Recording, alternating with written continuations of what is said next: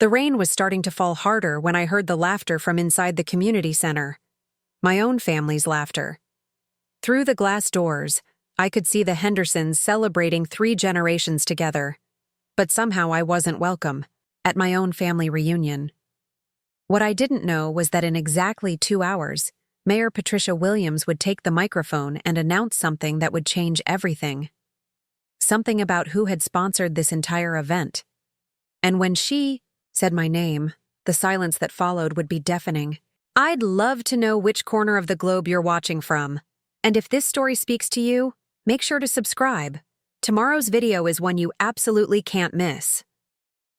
The invitation had arrived 3 weeks earlier, embossed with gold, lettering that caught the afternoon sunlight streaming through my apartment window. Henderson Family Reunion. 3 generations come together. The venue was the Riverside Community Center, the same place where my grandmother used to take me for summer activities when I was 8 years old, back when the family still considered me part of their circle. I should have known something was wrong when my cousin Rebecca called me the night before. Her voice carried that familiar edge of discomfort that I'd grown accustomed to over the past 5 years. "Marcus, about tomorrow," she started, and I could hear her kids arguing in the background. "Maybe you should come a little later than everyone else. You know how Uncle Raymond gets when he's had a few drinks." Uncle Raymond, the family patriarch who'd made his feelings about my life choices abundantly clear at every gathering since I'd started my business. According to him, my success in the tech industry was just lucky timing, and my charitable work was showing off. But this was supposed to be different. This was Grandma Helen's legacy reunion, something she'd planned before she passed away. Last year, I arrived at the Riverside Community Center at exactly 2 o'clock, the time printed on the invitation. The parking lot was already full, and I recognized most of the cars. There was Aunt Sandra's blue minivan with the soccer ball stickers, my cousin Tommy's pickup truck with the faded paint job, and Uncle Raymond's pristine black sedan that he washed every Sunday without fail. The rain had started as a light drizzle, but by the time I walked across the parking lot, it was coming down steadily. I pushed through the glass doors, expecting to be greeted by the usual chaos of a Henderson gathering. Instead, I found my cousin Derek standing near the entrance like a bouncer at an exclusive club. "Hey, Marcus," Derek said, not quite meeting my eyes. "So, there's been a slight change of plans." Behind him, I could see the community center's main hall decorated with balloons in the family colors, burgundy and gold. Tables were arranged in a large circle, laden with the traditional Henderson reunion feast. I spotted Aunt Maria's famous enchiladas, Uncle Robert's barbecue that he'd probably started smoking at 5 in the morning, and what looked like 3 different versions of Grandma Helen's apple pie recipe. "What kind of change?" I asked, though something in Derek's posture already told me I wasn't going to like the answer. "Well, you know how Uncle Raymond feels about certain things, and with Cousin Patricia bringing her new boyfriend, and Tommy's wife still recovering from surgery, we thought it might be better if the gathering stayed small this year, just immediate family." The words hit me like a physical blow. Immediate family. I was Uncle Raymond's nephew, grandson to the same Helen Henderson whose memory we were supposedly honoring. I'd been coming to these reunions since I was 3 years old. "Derek, I am immediate family," I said, trying to keep my voice level. He shifted uncomfortably, glancing back toward the celebration that was clearly already in full swing without me. "Look, maybe next year things will be different. You know how these family dynamics work." That's when I understood. This wasn't about space or family dynamics. This was about the lawsuit. 6 months earlier, I'd made the difficult decision to take legal action against Henderson Construction, the family business that Uncle Raymond had built from the ground up. It wasn't personal. It was about the contract. Dispute over the community center renovation project I'd funded through my nonprofit organization. Uncle Raymond had cut corners on materials, and when the ceiling in the children's wing started showing stress fractures, I couldn't just look the other way because we shared DNA. The lawsuit had been settled quietly, with Henderson Construction, agreeing to redo the work properly at no additional cost. But Uncle Raymond had never forgiven me for airing the family's dirty laundry in public, as he put it. Never mind that his shortcuts could have hurt children. This is ridiculous, Derek. Grandma Helen would be rolling over in her grave if she knew you were turning family away from her memorial reunion. I'm sorry, Marcus. I really am. But Uncle Raymond is paying for the whole thing this year, and he made it pretty clear who was and wasn't welcome. Through the glass doors, I could see my family. Really see them. Aunt Sandra was arranging flowers at the head table, probably in the same spot where Grandma Helen's photo would be displayed. My younger cousins were running around between the tables, playing the same games we'd played at reunions 20 years ago.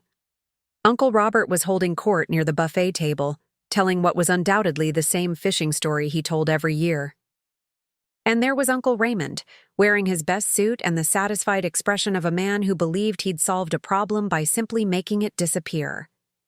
The rain was getting heavier, drumming against the roof of the covered walkway where Derek had essentially banished me.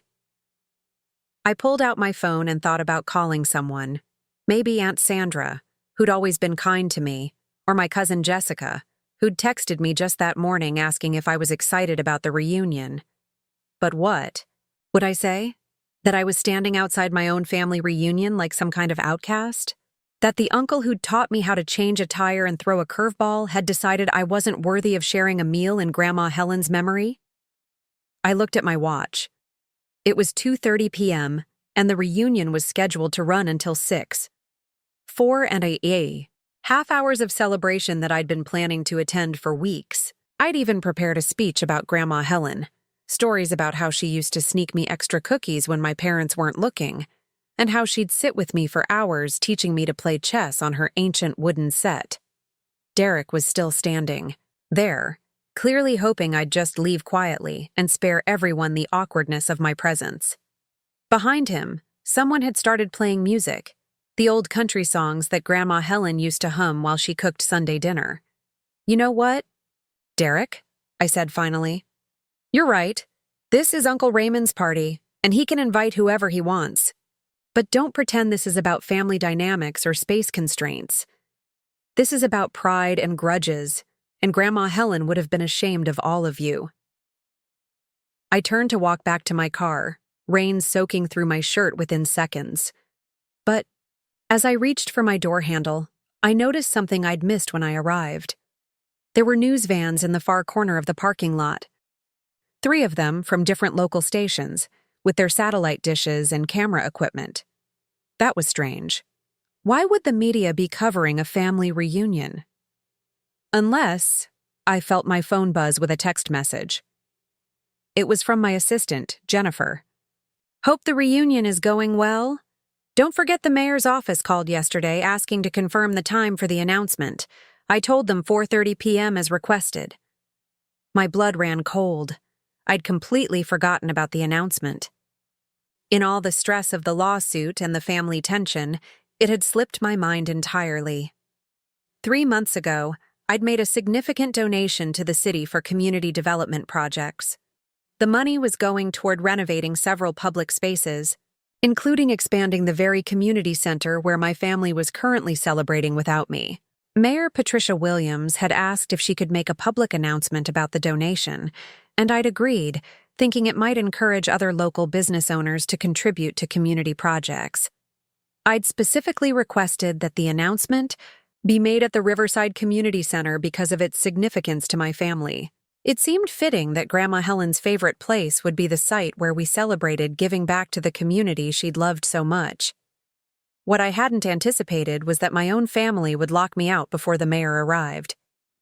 Standing in the rain, watching my relatives enjoy their celebration through the glass doors, I realized that in less than 2 hours, Mayor Williams was going to walk into that community center and announce that Marcus Henderson, the nephew they'd just banished to the parking lot, had donated $2.3 million to renovate the very building they were sitting in.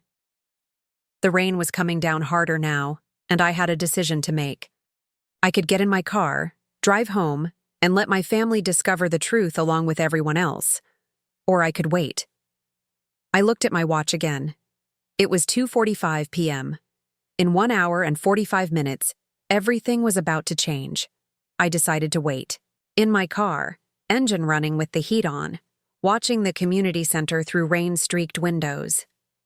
Every few minutes, someone would walk past the glass doors, and I'd catch glimpses of the celebration I'd been excluded from.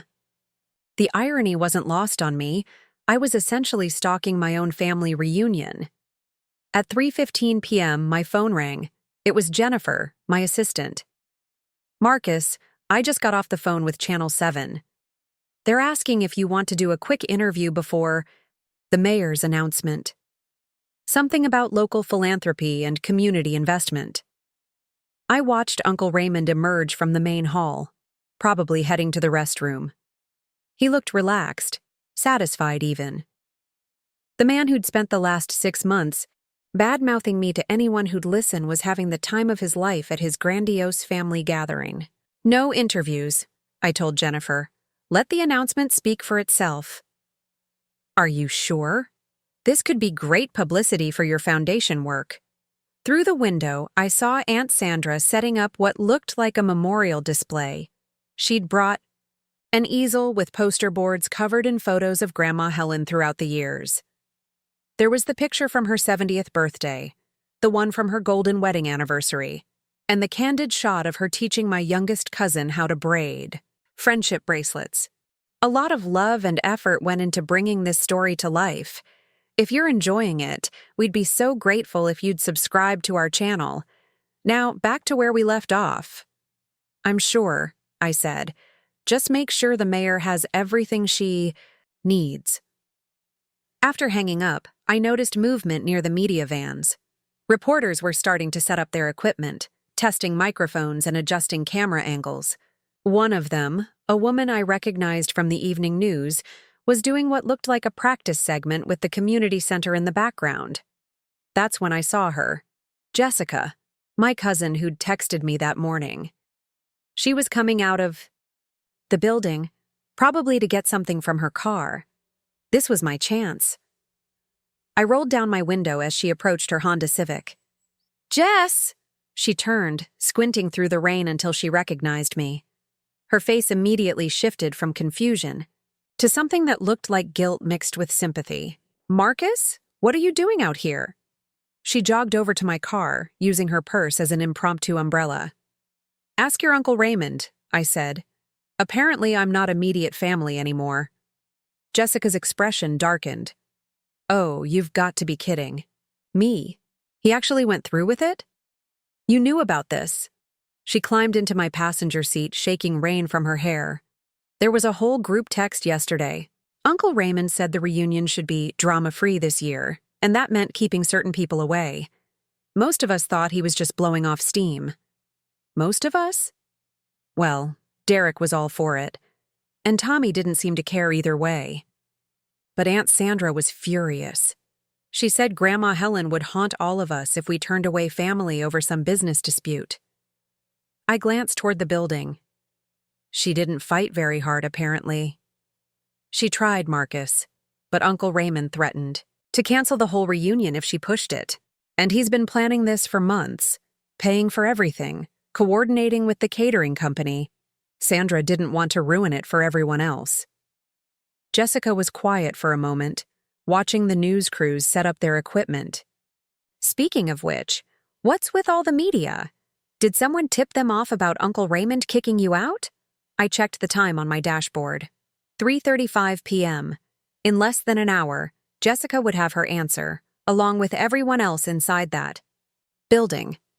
"Something like that," I said. We sat in comfortable silence, watching our family through the windows.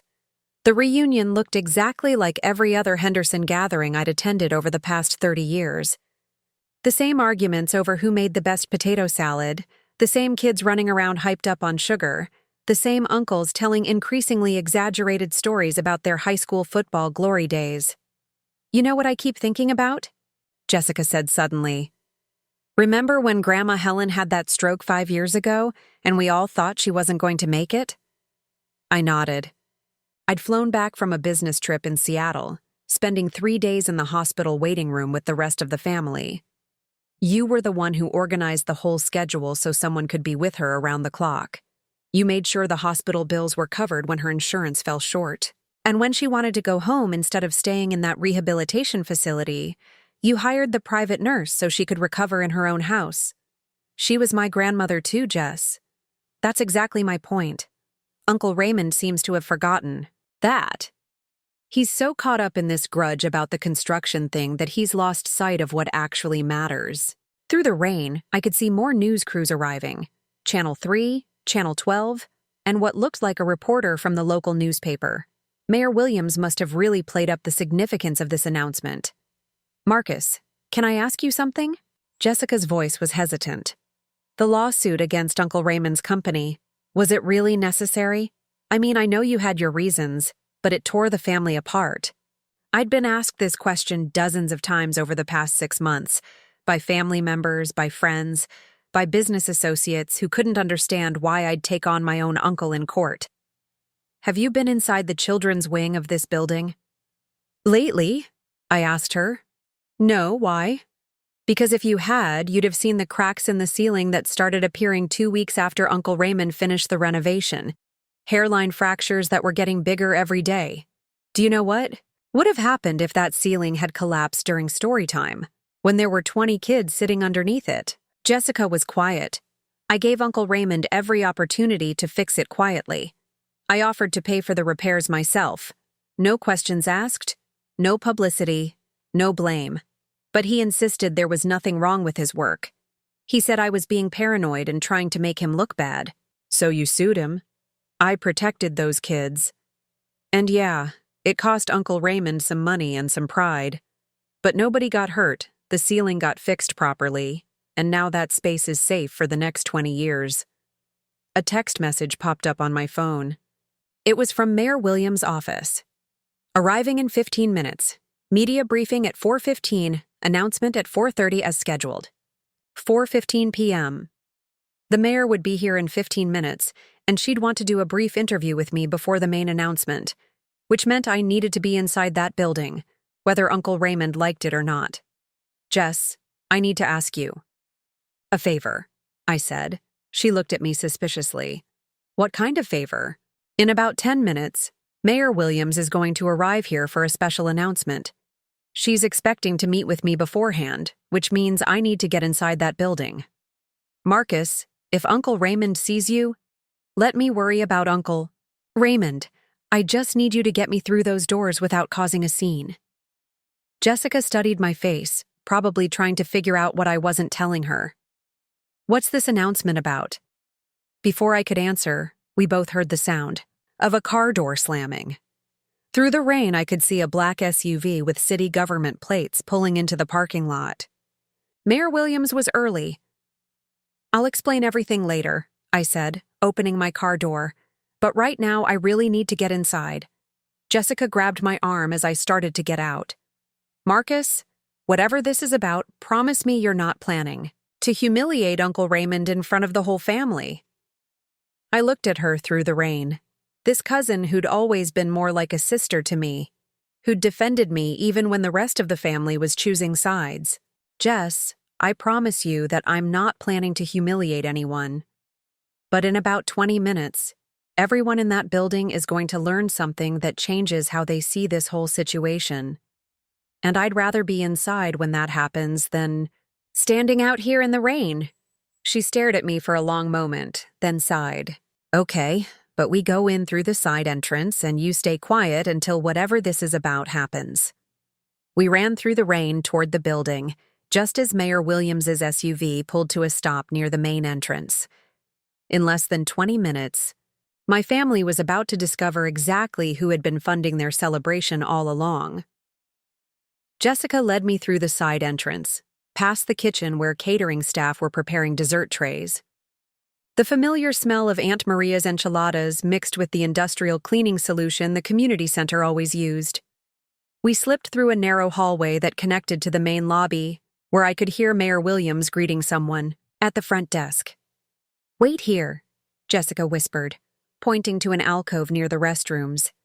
Let me go see what's happening in the main hall. From my hiding spot, I could see the mayor through the lobby's glass partition. Patricia Williams was a formidable woman in her early 50s, known for her no-nonsense approach to city politics and her genuine commitment to community development. She was talking to what appeared to be her press secretary while checking her watch. Jessica returned within minutes, her face flushed with urgency. "Okay, Uncle Raymond is giving some kind of speech about Grandma Helen right now. Everyone's gathered around her memorial display. This might be your best chance to slip in unnoticed." The irony hit me again. I was sneaking into my own family's celebration like a party crasher. But as I followed Jessica toward the main hall, I heard Uncle Raymond's voice booming over the crowd. "Helen Henderson was the heart of this family," he was saying. "She taught us that blood is thicker than water, that family loyalty comes before everything else. She would have been proud to see us all here together, united despite the challenges that sometimes try to divide us." The challenges that sometimes try to divide us. I had to admire his ability to reframe kicking me out as somehow honoring Grandma Helen's memory. Jessica and I positioned ourselves near the back of the crowd, behind Uncle Robert and his wife. From there, I could see the entire setup. The memorial display was even more elaborate than I'd glimpsed through the windows. Someone had created a timeline of Grandma Helen's life, complete with photos from her childhood in rural Alabama, her wedding to Grandpa James, and dozens of pictures featuring various grandchildren and great-grandchildren over the years. What struck me most was seeing myself in so many of those photos. There I was at age 5, sitting on Grandma Helen's lap while she read me a story. At 12, helping her in her garden. At 16, in my graduation cap and gown with her arm around my shoulders. At 25, dancing with her at my cousin, Sarah's wedding. Uncle Raymond continued his speech, oblivious to my presence just 30 feet away. "My mother believed in hard work, integrity, and taking care of your own. She built this family on solid foundations, and those foundations remain strong today." I felt Jessica tense beside me. She knew, as I did, that Uncle Raymond's version of solid foundations apparently didn't include his nephew who dared to challenge his shoddy construction work. "Now, I want to thank everyone who helped make today possible," Uncle Raymond continued. "The catering was handled by Maria's daughter Rosa, who learned everything she knows from the best cook in the family."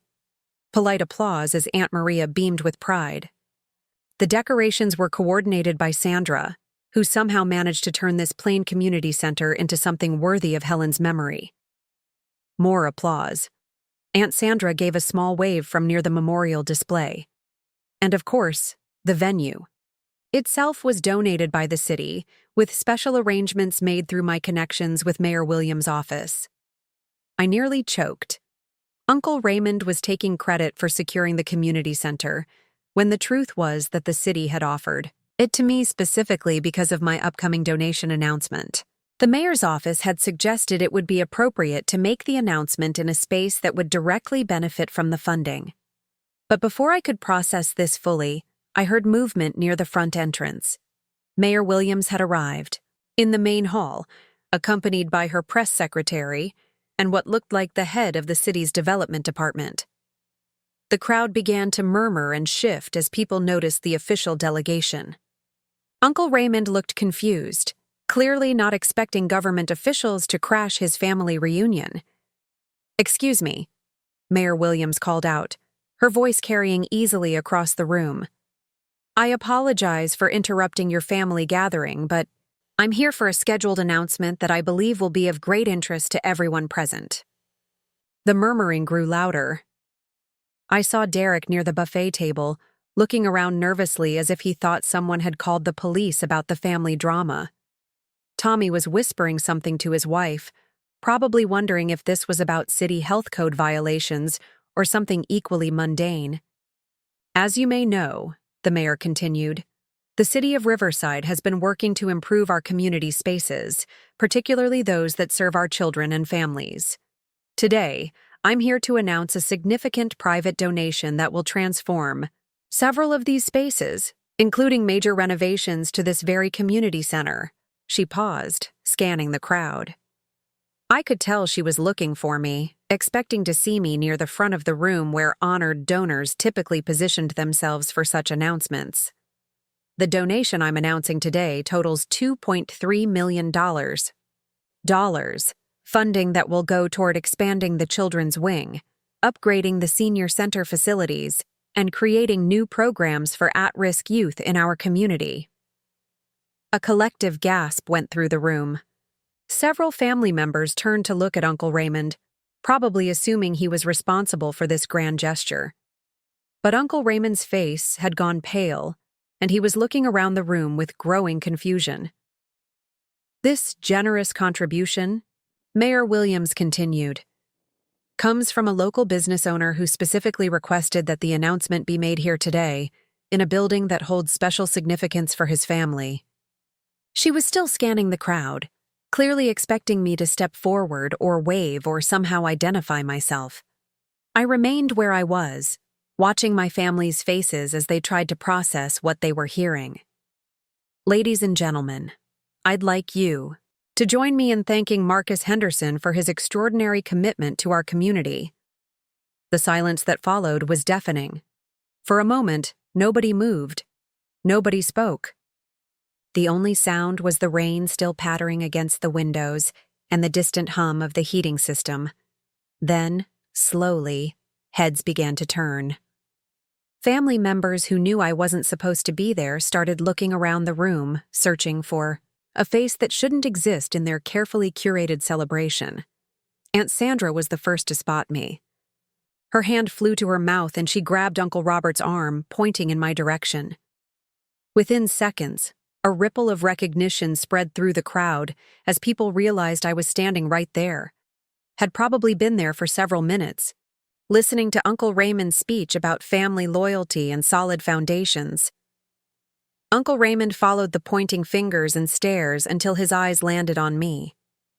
The color drained from his face completely, and for a moment I thought he might actually faint. Mayor Williams, finally locating me in the crowd, smiled and gestured for me to join her near the memorial display.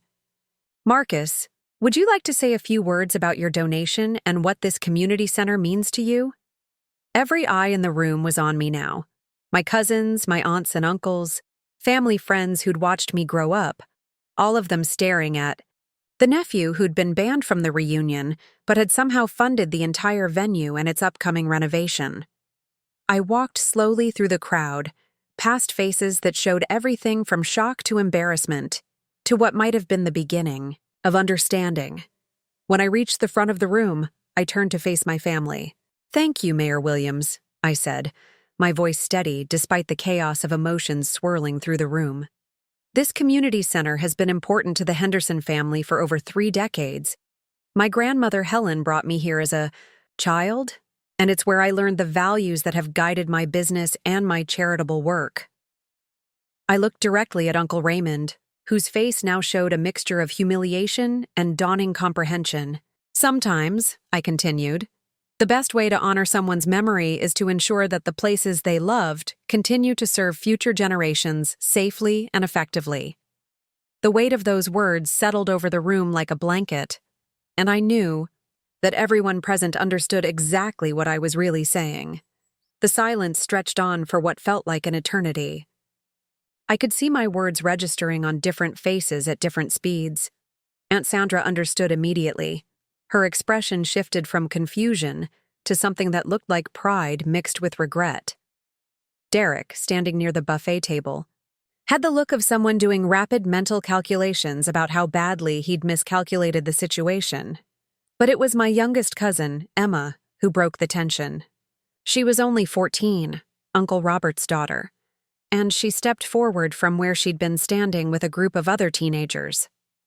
"Wait," she said, her voice cutting through the adult silence with the clarity that only teenagers possess when they're calling out hypocrisy. "You mean Marcus paid for all of this? Like this whole building renovation? And we didn't let him into his own grandmother's reunion?" The uncomfortable shuffling that followed Emma's question told me everything I needed to know about how the younger generation viewed the family politics they'd been forced to witness over the past 6 months.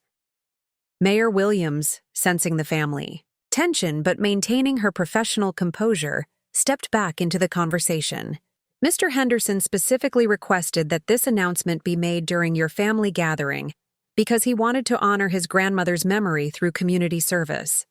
He felt that Helen Henderson's legacy of caring for others should be reflected in improved facilities for children and seniors. Tommy's wife, Linda, who'd been quiet during most of the reunion, suddenly spoke up. "Marcus, how long have you been planning this donation?" "About 4 months," I replied. "The paperwork was finalized 6 weeks ago." 4 months, which meant I'd committed to this donation well before the lawsuit was settled, well before Uncle Raymond had decided to exclude me from today's celebration. The timeline implications weren't lost on the adults in the room. Aunt Maria stepped forward, her face flushed with what I recognized as genuine anger. Not at me, but at the situation. "Raymond, did you know about this when you decided Marcus shouldn't come today?" Uncle Raymond opened his mouth, then closed it again. For the first time in my adult life, I saw my uncle completely at a loss for words. "Of course he didn't know," Derek interjected, probably trying to help his father save face. "Nobody knew." "That's not the point," Jessica said, her voice sharp with frustration. "The point is that we excluded the family over a business dispute, and now we find out that Marcus has been quietly funding community improvements while we've been treating him like he's some kind of outsider." The news crews, who had been respectfully staying back during the family drama, were now positioning themselves to capture the aftermath of the announcement. I could see cameras rolling and reporters taking notes, though they were being discreet about it. Mayor Williams, perhaps sensing that she'd walked into a family powder keg, tried to steer the conversation back to safer territory. "Mr. Henderson, would you like to discuss the specific improvements that will be made to the facility?"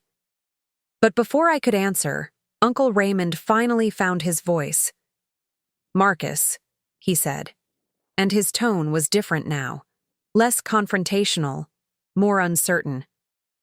"Why didn't you tell us about this donation when we had our disagreements about the construction project?"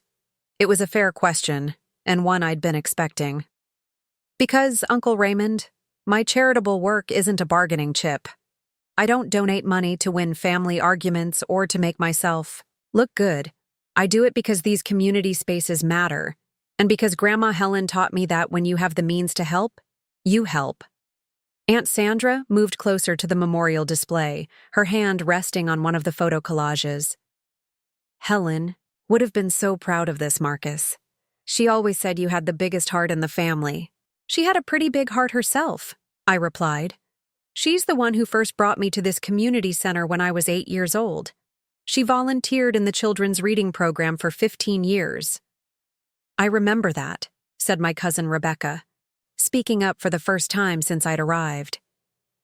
"She used to drag half of us kids here every summer for activities. Said it was important for us to be involved in the community, not just take from it."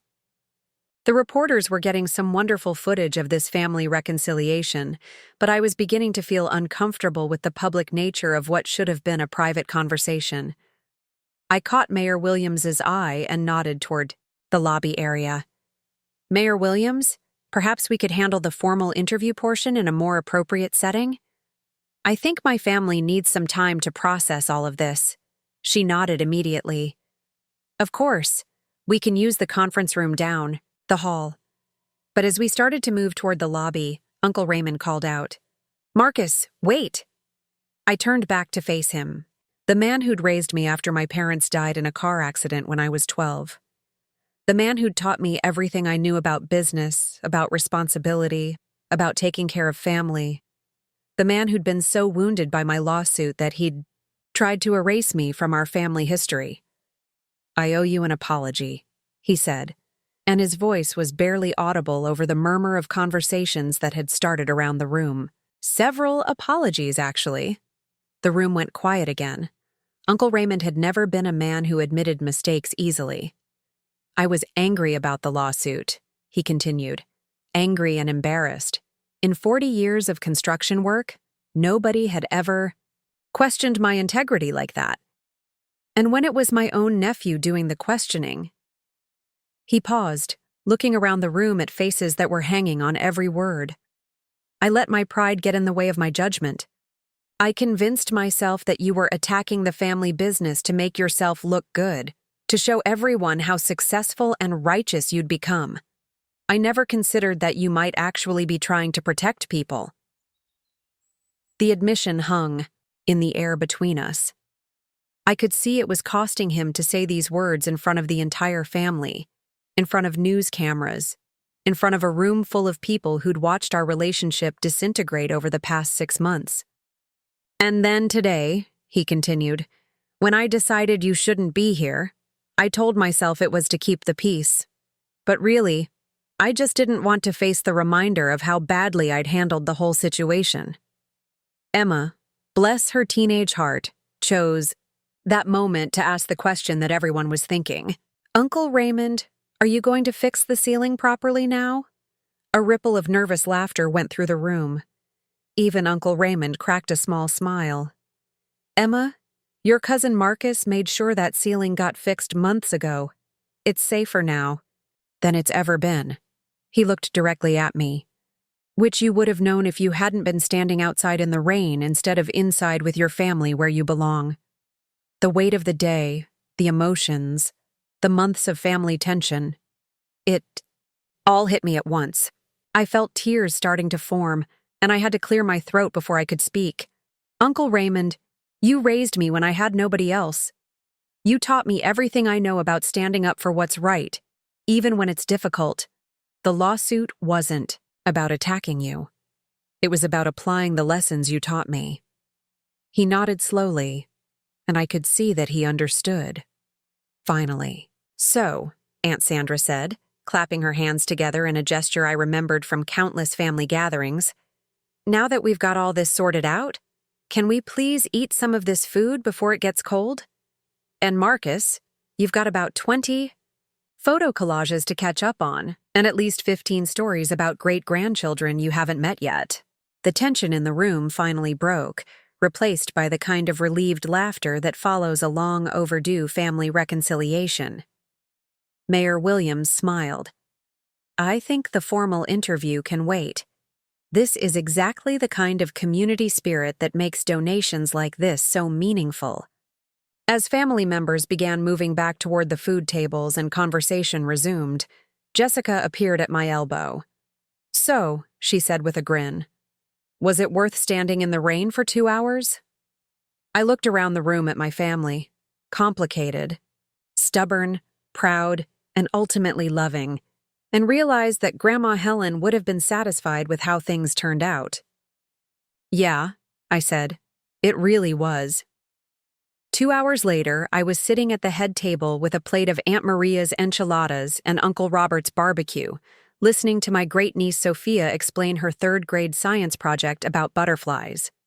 The formal interview with Mayor Williams had been brief and positive, with her praising the Henderson family's commitment to community service.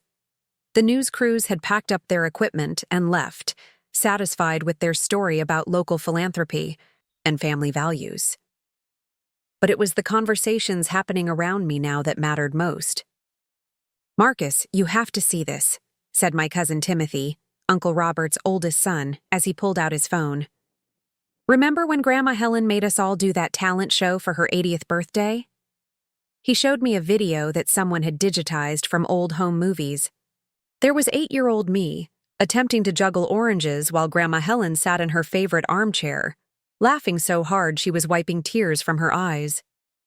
In the background, I could hear Uncle Raymond's voice encouraging me to keep going. You almost got it. She kept that old film reel in her jewelry box, Timothy continued. Mom found it when we were cleaning out her house. There are hours of footage from family gatherings, birthday parties, graduations, holiday dinners. You're in most of them. The implication was clear. Despite Uncle Raymond's attempt to rewrite recent history, my place in this family ran deeper than any business dispute.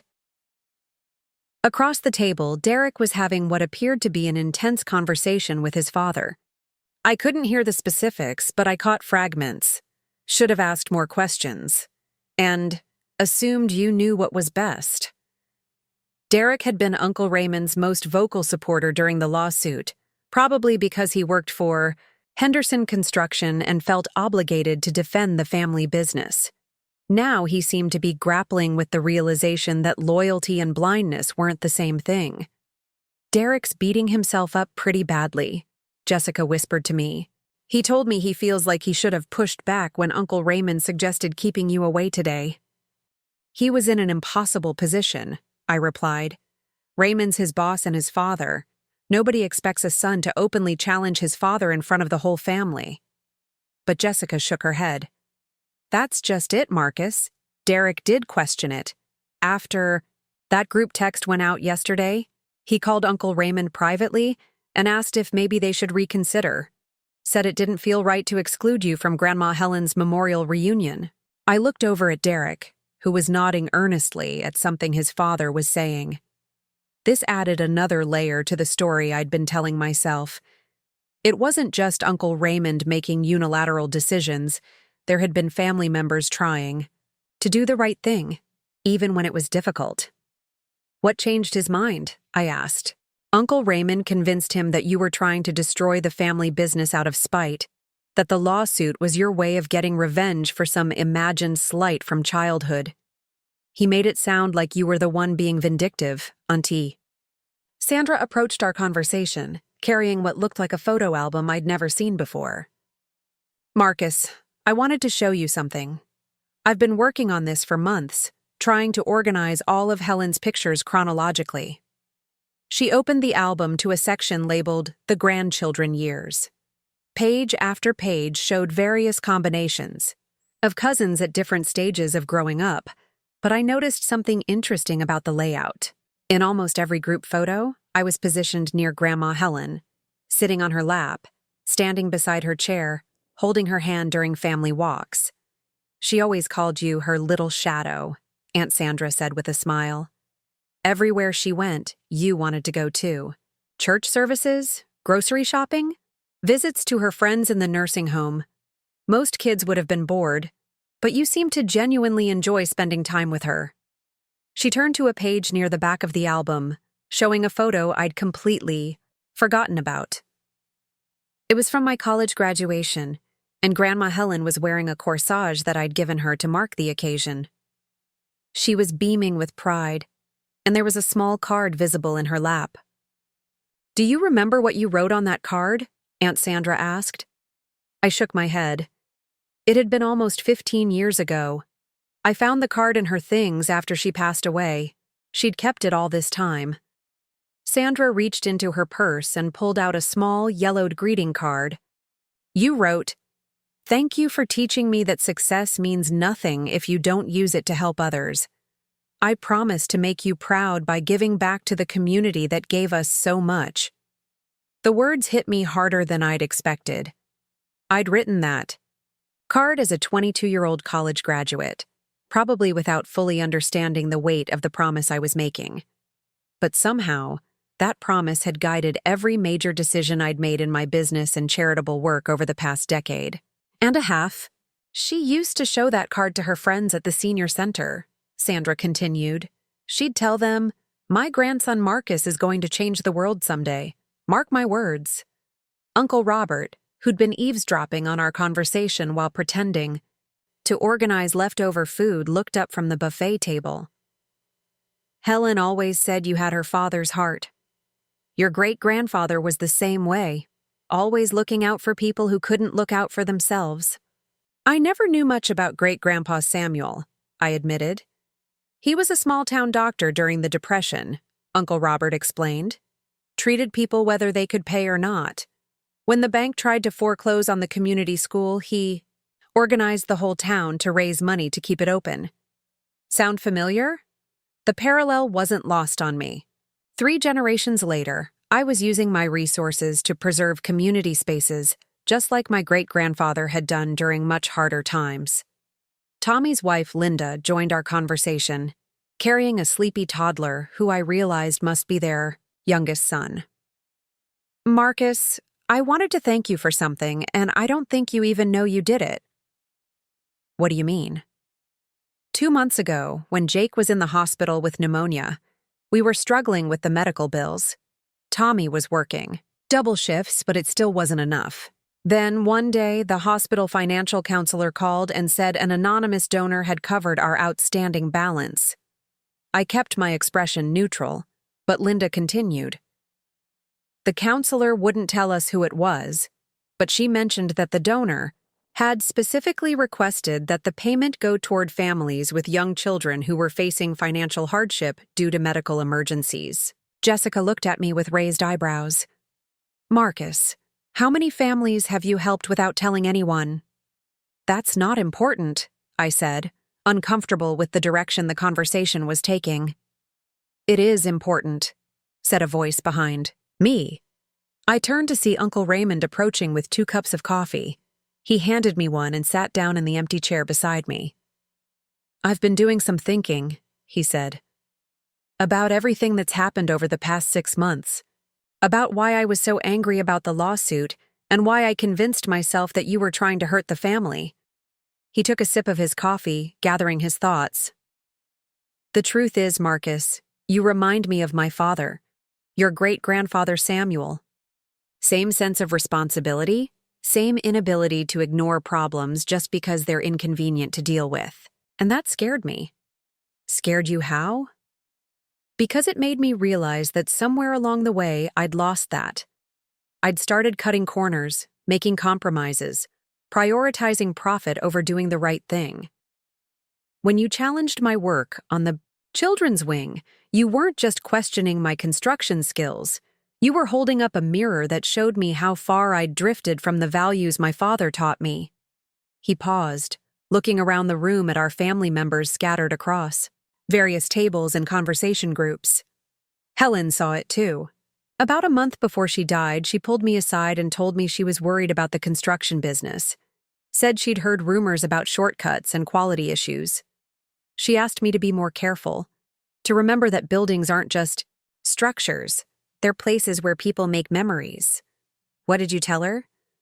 I told her not to worry, that I knew what I was doing. But she kept pushing. She said, "Raymond, what's the point of building something quickly if it's not going to keep people safe?" And I got defensive, told her she didn't understand the construction business. Uncle Raymond's voice grew quiet. 2 weeks later, she had her final stroke. I never got the chance to tell her she was right, or to promise her that I'd do better. The weight of his confession settled over our small group. This wasn't just about the lawsuit or the family reunion. This was about a man realizing that he'd disappointed someone he loved and respected, and then taking out his guilt and shame on the person who'd forced him to confront that disappointment.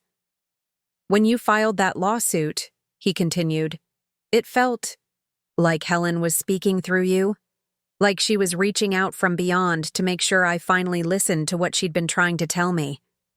He stood up from the table, reaching into his jacket pocket. "I have something for you. Something Helen wanted you to have, but I was too stubborn and angry to give it to you until now." He handed me a small velvet jewelry box. Inside was a simple gold watch. Nothing fancy or expensive, just a reliable timepiece that had clearly been well-loved and well-worn. That was Samuel's watch. Helen inherited it when he died, and she wore it every day for 60 years. She told me specifically that she wanted you to have it when she passed away. She said you were the one carrying on his legacy of putting community welfare ahead of personal gain. I held the watch carefully, feeling the weight of 3 generations of family history in my palm. The inscription on the back was worn but still legible. "Time well spent in service to others is time well invested in eternity." As I fastened the watch around my wrist, I realized that this reunion had given me something more valuable than just family reconciliation. It had connected me to a legacy I'd never fully understood, and shown me that the values guiding my charitable work weren't just my own moral compass. They were part of a family tradition that stretched back nearly a century. Looking around the room at my complicated, imperfect, but ultimately loving family, I understood that Grandma Helen's greatest gift hadn't been her apple pie recipes or her hand-knitted scarves. It had been her ability to see the best in people and call them to live up to that potential, even when, especially when, they fell short of it themselves. As the afternoon light began to fade through the community center's windows, I found myself standing in the exact spot where Derek had turned me away 4 hours earlier. But now, instead of being locked out, I was surrounded by 3 generations of Henderson family members who were reluctant to let the day end. Emma, my 14-year-old cousin, had appointed herself as the unofficial family historian and was conducting impromptu interviews with the older relatives using her phone. She'd already recorded Uncle Robert's version of the infamous fishing story and was now trying to get Aunt Maria to share the secret ingredient in her enchilada sauce. "This is going to be the best school project ever," she announced to anyone within earshot. "I'm doing it on family legacy and community service. Ms. Peterson is going to flip when I show her the footage of the mayor's announcement." Timothy was still scrolling through digitized family videos on his tablet, occasionally calling people over to watch particularly entertaining clips. "Marcus, you have to see this one from Christmas 1998. You're trying to teach Grandma Helen how to use that computer you bought her." In the video, a much younger version of myself was patiently explaining email, while Grandma Helen nodded seriously, taking notes in a spiral notebook. Every few seconds, she'd interrupt with questions like, "But where do the letters go when I send them?" And, "What if I type something wrong and can't take it back?" "She never did get comfortable with that computer," I said, watching my teenage self-demonstrate the mouse for the 15th time. "But she kept it on her kitchen table for 10 years because I'd given it to her." "Actually," said Rebecca, looking up from a conversation she'd been having with Derek, "she figured it out eventually. Derek set up an email account for her about 5 years ago, and she used to send messages to all the grandchildren. Nothing fancy, just checking in and sharing family news. This was news to me. I never got any emails from her." An uncomfortable silence fell over the small group gathered around Timothy's tablet. Rebecca and Derek exchanged glances, and I realized what must have happened. The email address Derek set up was linked to the family mailing list that Uncle Raymond managed, Jessica said quietly. "When the lawsuit started, your name got removed from family communications. So not only had I been excluded from today's reunion, but I'd missed out on 2 years of messages from Grandma Helen before she died." The realization stung more than I'd expected. Derek, who'd been mostly quiet since the mayor's announcement, finally spoke up. "Marcus, I have those emails. All of them. Grandma Helen asked me to print copies for her records, and I kept the files. If you want, I can forward them to you." "What did she write about?" "Everything. Updates on everyone's kids, recipes she wanted to share, reminders about birthdays and anniversaries. But mostly, she wrote about being proud of the family." "And you?" He paused, looking uncomfortable.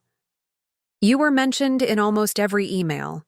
Stories about your business success, articles she'd found about your charity work, speculation about when you might settle down and start a family of your own." The irony was almost too much to bear. While I'd been cut off from family communications, Grandma Helen had been regularly bragging about me to everyone else, completely unaware that they weren't sharing her messages with me. "There's something else," Derek continued. "In her last email, about 2 weeks before she died, she specifically asked everyone to make sure you felt included in the reunion planning. She said she was worried that the business disagreement might affect family relationships, and that was the last thing she wanted." Uncle Raymond, who'd been helping the catering staff clean up, had been listening to our conversation. He walked over and sat down heavily in one of the folding chairs. "She did more than that," he said. "She called me directly and asked me to be the bigger person. Said that family feuds had a way of lasting longer than anyone intended, and that life was too short to hold grudges over business matters." He looked directly at me. I told her I'd think about it, but then she died, and I was so caught up in grief and anger that I convinced myself she would have understood my position. That she would have supported keeping the family united, even if it meant excluding someone who was causing division. But that's not what she would have wanted at all, said Aunt Sandra, who'd been listening from the next table over. Helen spent her whole life bringing people together, not driving them apart. She would have been horrified to know that we turned away any member of this family, regardless of the circumstances. The weight of missed opportunities and misunderstandings hung over our conversation like a heavy blanket. But then Timothy's tablet chimed with another video file that had finished uploading, and suddenly Grandma Helen's voice filled the community center.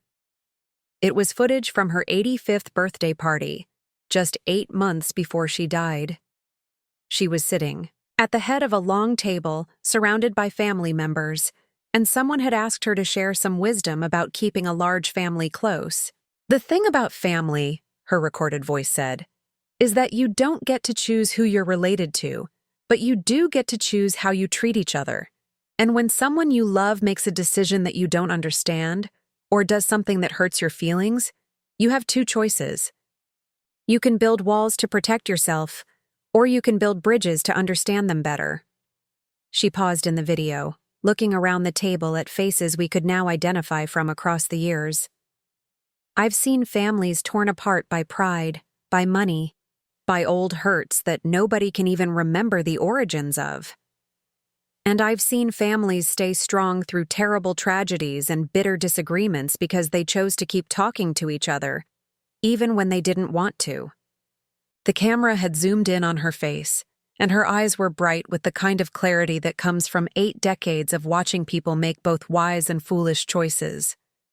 "My greatest fear," she continued, "is that after I'm gone, this family might forget that love isn't about never disagreeing. It's about disagreeing and still choosing to show up for each other." The video ended, leaving us sitting in contemplative silence. Outside, the rain had finally stopped, and late afternoon sunlight was streaming through the windows, casting long shadows across the floor where we'd spent the day working through years of accumulated hurt and misunderstanding. "So," said Emma, breaking the silence with the kind of straightforward question that only teenagers can ask, "are we going to do better going forward, or are we going to keep making the same mistakes Grandma Helen was worried about?" Uncle Raymond stood up slowly, his joints protesting after a long day of emotional revelations. "Emma, that's probably the most important question anyone's asked today." He walked over to where I was sitting and extended his hand. Not for a handshake, but palm up, in the universal gesture of making peace. "Marcus, I can't undo the past 6 months, and I can't give you back the time you lost with Helen because of my stubbornness. But I can promise you that from now on, family means family. No exceptions, no conditions, no matter what business or personal disagreements we might have." I took his hand, and he pulled me into the kind of bear hug I remembered from childhood. The kind that used to make me feel safe and protected when the world seemed too big and complicated to navigate alone. "There's one more thing," he said, not letting go of the hug quite yet. "Henderson Construction is going to be partnering with your foundation on the community center renovations, pro bono. It's the least I can do to honor both Helen's memory and Samuel's legacy." As we broke apart, I looked around the room at my family, imperfect, stubborn, loving, and ultimately willing to choose growth over pride. The day had started with me standing outside in the rain, excluded from my own family's celebration. It was ending with all of us planning next year's reunion and talking about collaborative projects that would benefit the entire community. Grandma Helen's watch was ticking steadily on my wrist, marking the passage of time that had been well spent in service to the most important community of all, the one that shares your history, your values, and your hope for the future. As we finally began gathering our belongings and saying our goodbyes, I realized that sometimes the most meaningful reunions are the ones that start with separation and end with understanding. And sometimes, the greatest gift you can give your family is the patience to wait for them to find their way back to the values that brought you all together in the first place. The community center would be renovated and improved, serving future generations safely and effectively. But the Henderson family had undergone its own renovation today, one that was longer overdue and infinitely more valuable than any building project could ever be. Looking for more? We've got 2 amazing stories ready for you right on screen. If this one touched you, these are absolutely worth your time. Click to watch them now, and hey, subscribe and hit that bell to never miss our latest uploads.